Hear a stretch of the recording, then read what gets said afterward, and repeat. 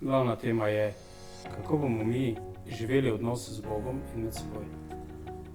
Kako bomo mi oznanjali evangelij današnjemu svetu.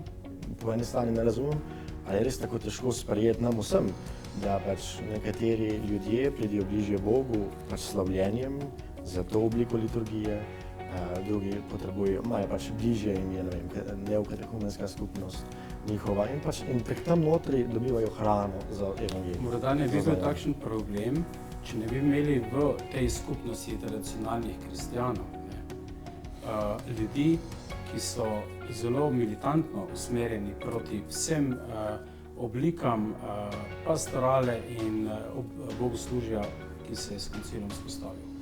Ko mi nekdo na YouTubeu, kjer posnetek obstaja, reče, da treba ministrantke za lase zvleči ven iz prezbiterija, potem je za mene konec debate.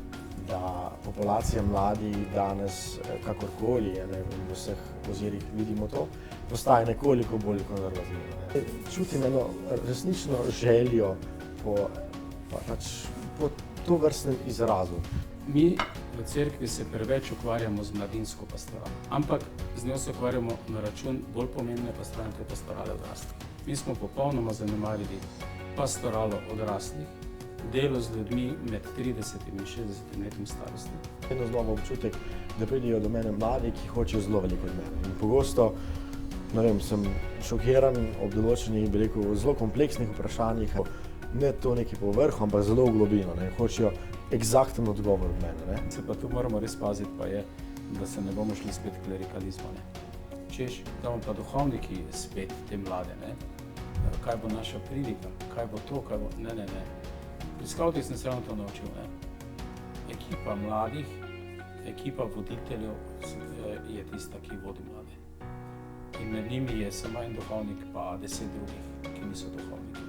Če razumemo župnijo kot občestvo, kjer pač imamo 10 žarnic, en oltar, je zdaj na nek način pričakovano, oziroma mnogi zdaj tako razumejo, da torej župnik itak nima kaj početi, bo 10 žarnic menil.